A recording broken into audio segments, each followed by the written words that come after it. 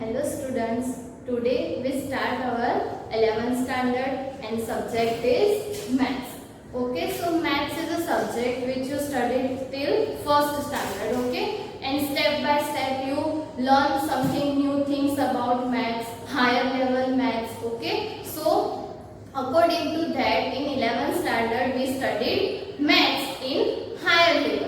Okay जो अब तक आप लोगों ने 10th में किया है उस 10th तक जो किया है उसी का यूज करके हमें 11th के जो चैप्टर्स है उसी में आगे बढ़ना है। कुछ चीजों को हम लोग डीपली देखेंगे, कुछ नई चीजें भी सीखेंगे। ओके सो 11th स्टैंडर्ड में आप लोगों को टोटल 16 चैप्टर्स दिए हुए हैं। उसमें से today we start our first chapter which is sets. Okay, so set theory is a very basic concept of mathematics. Okay, जब हम लोग उस आगे चैप्टर्स में रिलेशन फंक्शन की बात करेंगे, ट्रिगोनोमेट्री की बात करेंगे, प्रोबेबिलिटी की बात करेंगे, तो ये सारे ऐसे फील्ड है जहाँ पे सेट थियरी मैक्सिमम वे में यूज होता है। ओके सो फर्स्ट हम लोग स्टार्ट करेंगे सेट थियरी, दैट मीन्स की सेट हम लोग किसे कहते हैं, कैसे उसको डिनोट करते हैं, फिर उसकी कुछ properties, different types of sets, उसके कुछ रियल लाइफ के एग्जांपल, वेन डायग्राम, ये सारी चीजें हम लोग ये चैप्टर में स्टेप बाय स्टेप लर्न करेंगे। ओके सो फर्स्ट क्वेश्चन की सेट थियरी किसने इन्वेंट किया, तो वहां पे आप लोगों को एक जर्मन मैथमेटिशियन है जिसका नाम है जॉर्ज कैंटल। ओके सो उन्होंने डीपली सेट थियरी को देखा था, फिर उन्होंने उसके कुछ प्रॉपर्टीज इन्वेंट किए और फिर यहाँ पे आप लोगों को सेट थियरी पूरा दिया हुआ है। ओके सो अगर आप लोगों को कहीं पे भी पूछा हुआ हो तो सेट थियरी किसने इन्वेंट किया, तो वहां पे आप लोग कह सकते हो कि जॉर्ज कैंटल। ओके ट्रिगोनोमेट्री की स्टडी करते करते उन्होंने पूरा सेट थियरी जो है वो पूरा स्टडी किया था और उसकी कुछ प्रॉपर्टीज भी दी थी। ओके सो अब हम लोग जो आप लोगों को चैप्टर में बेसिक्स दिए हुए वहां से स्टार्ट करते हैं। तो फर्स्ट तो सेट मतलब चैप्टर का नाम ही सेट है, तो फर्स्ट हम लोग कहाँ से स्टार्ट करेंगे कि what is set. Okay so in real life we usually denote some collection. Okay collection of your class मतलब स्टूडेंट ऑफ योर क्लास, फिर स्कूल के सारे स्टूडेंट्स के कलेक्शन लेते हो। मैथ्स की अगर बात करें तो हमारे पास बहुत सारे कलेक्शन हैं, मतलब कि हम लोग कह सकते हैं कि कलेक्शन ऑफ नेचुरल नंबर है, कलेक्शन ऑफ प्राइम नंबर्स है, बहुत सारे ऐसे एग्जांपल्स है जहाँ पे हम लोग रियल लाइफ में कलेक्शन की बात करते हैं।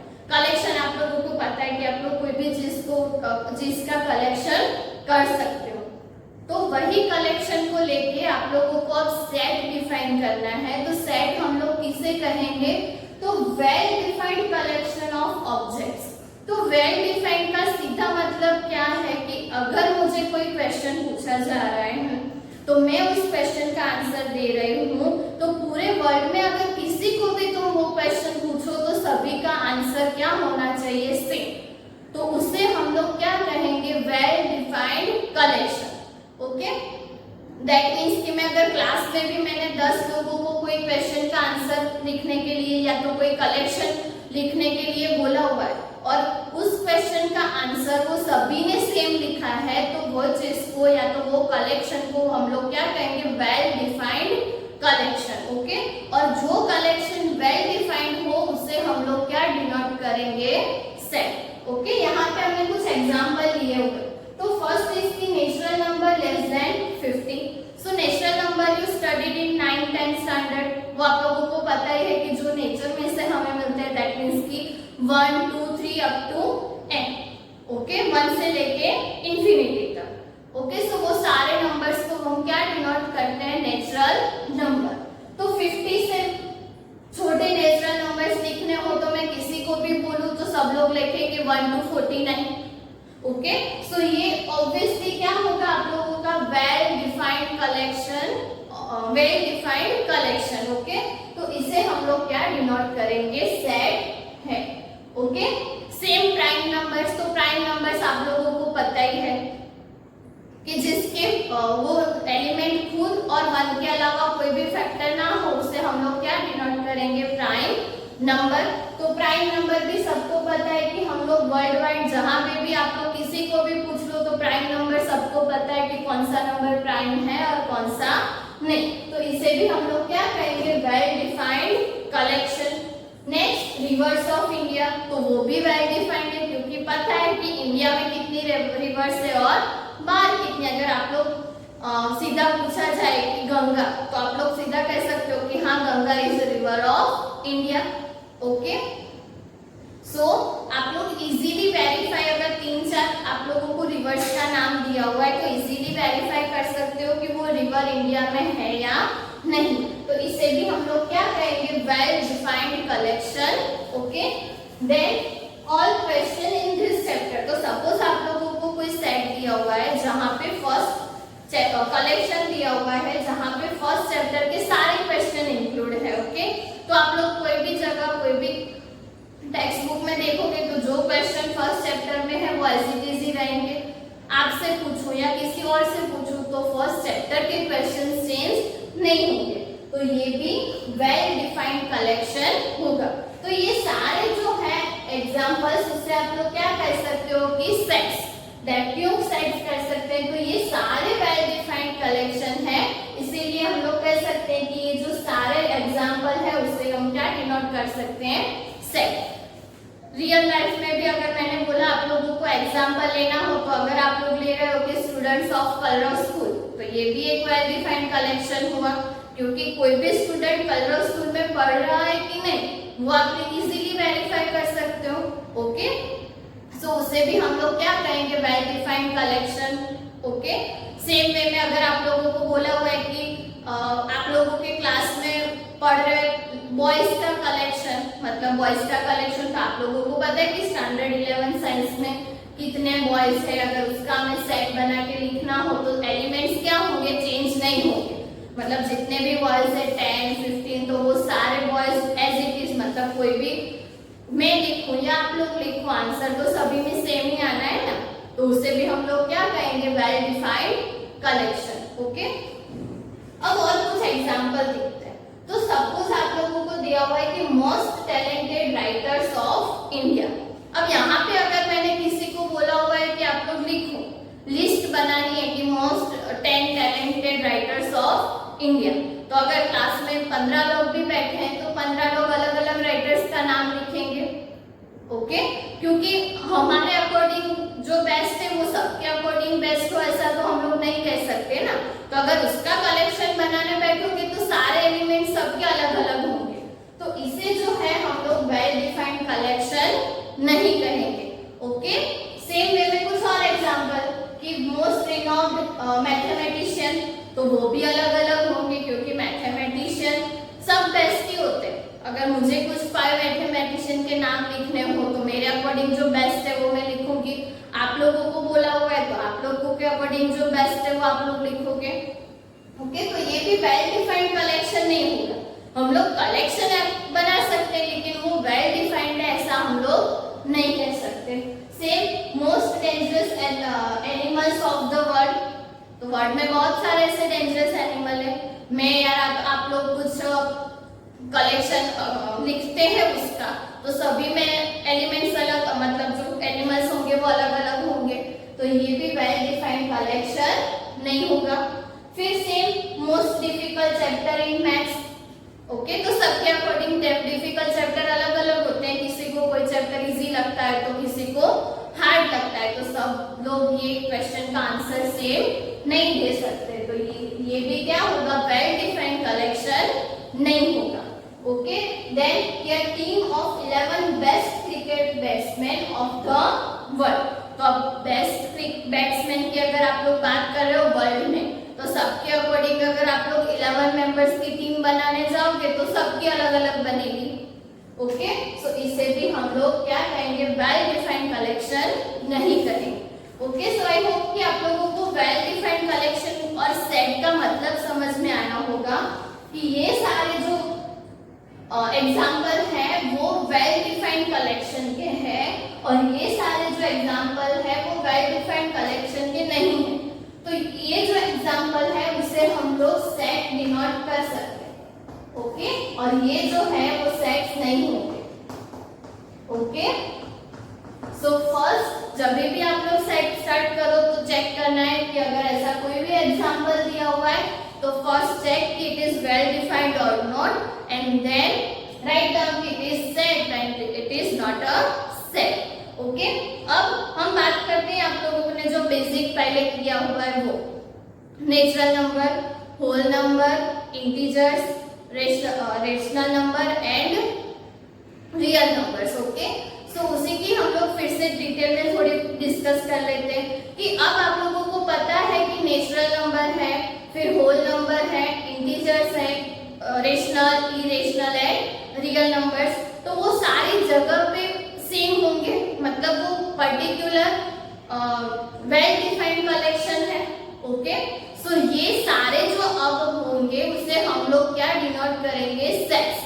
तो बेसिक अगर आप लोग मैथ्स की बात करो तो मैथ्स में जो बेसिक सेट्स है वो आप लोगों की ये 5 सेट्स हैं जो आप लोगों ने ऑलरेडी लर्न किए हुए, लेकिन पहले आप लोग सिर्फ उसको एज अ कलेक्शन देखते थे, अब आप लोगों को उसको एज अ सेट देखना है। ओके, तो n को हम लोग क्या कहेंगे, set of all natural numbers. तो आप लोगों को पता है 1 से लेके इंफिनिटी तक एलिमेंट्स होंगे वहां पे। फिर सेट ऑफ होल नंबर्स, तो वहां पे क्या इंक्लूड होगा, 0। ओके, 0 से लेके इंफिनिटी तक। उसके बाद z जो कि है सेट ऑफ ऑल इंटीजर्स। तो सेट ऑफ ऑल इंटीजर्स, तो हमें पता है कि अगर पॉजिटिव नंबर्स हैं तो सामने नेगेटिव नंबर्स भी होंगे, तो उसे हम लोग क्या कहेंगे, set of all integer, that means के माइनस इंफिनिटी से 0 और 0 से लेके infinity. Okay, then q, that means की set of all rational number. तो रेशनल नंबर हमें पता है हम लोग कैसे डिनोट करते हैं, p by q, जहां पे q क्या होना चाहिए, नॉन जीरो। दैट मींस कि अगर एग्जांपल लिखने हो तो 1/3, 2/3 ऐसे सो ऑन आप लोग रेशनल नंबर के एग्जांपल लिख सकते हो। सिर्फ कंडीशन कौन सी, 0 नहीं आना चाहिए, दैट मींस कि आप लोग 2/0 ऐसा नहीं लिख सकते, तो ये जो है वो रेशनल नंबर नहीं होगा। उसकी प्रॉपर्टीज भी आप लोगों ने देखी हुई है, तो रेशनल नंबर की प्रॉपर्टीज अगर आप लोगों को देखनी हो तो क्या है कि सपोज आप लोग 2/4 ले रहे हो तो ये क्या हो जाएगा, 0.5। दैट मीन्स कि अगर आप लोग कोई भी नंबर ले रहे हो p/q फॉर्म में तो वो कोई पर्टिकुलर पॉइंट पे स्टॉप हो जाएगा, मतलब कि नॉन टर्मिनेटिंग हो, मतलब टर्मिनेटिंग होगा, मतलब कोई भी डेसिमल पॉइंट के बाद वो स्टॉप हो जाएगा। ओके, अदरवाइज वो रिपीट होगा। दैट मींस कि सपोज हम लोग ले रहे 1/3, तो इसका आंसर हमें लिखना हो तो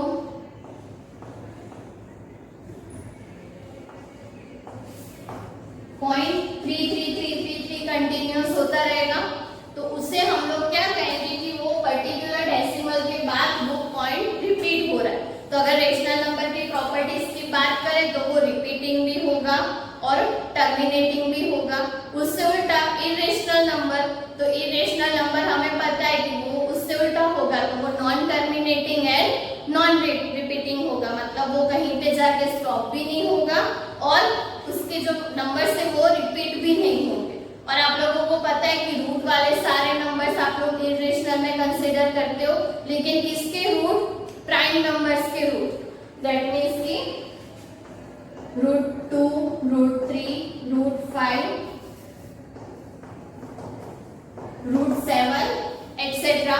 फिर आप लोग पाई की बात करते हो तो पाई की वैल्यू आप लोगों को पता ही है 3.14259 ऐसे कंटिन्यू में चलता जाएगा। तो पाई की वैल्यू भी आप लोगों को पता है कि कहीं पे भी स्टॉप भी नहीं होती और वो जो पॉइंट के पीछे की वैल्यूज है वो कभी रिपीट भी नहीं होती, तो वहां पे ये सारे नंबर्स को हम लोग क्या कहेंगे, इरेशनल नंबर। दैट मींस कि जो रेशनल ना हो वो irrational number. Okay, and then set of real numbers. तो सेट ऑफ रियल नंबर्स में आप लोगों को पता है कि आप लोग रियल लाइफ में जितने भी नंबर्स लिख सको वो सारे हम लोग कौन से सेट में इंक्लूड करते हैं, set of real numbers. Okay, so I hope कि ये पांचों जो आप लोगों के सेट्स है वो क्लियर हो गए होंगे। इसके अलावा अब आप लोगों को कहीं पे दिया हुआ हो कि अब तक आप लोगों ने सिर्फ Z, Q एंड R की बात की थी। सपोज आप लोगों को दिया हुआ हो Z प्लस, दैट मीन्स कि इसको आप लोगों को क्या डिनोट करना है कि set of all positive integers. Okay, तो उसे हम लोग क्या कहेंगे Z प्लस।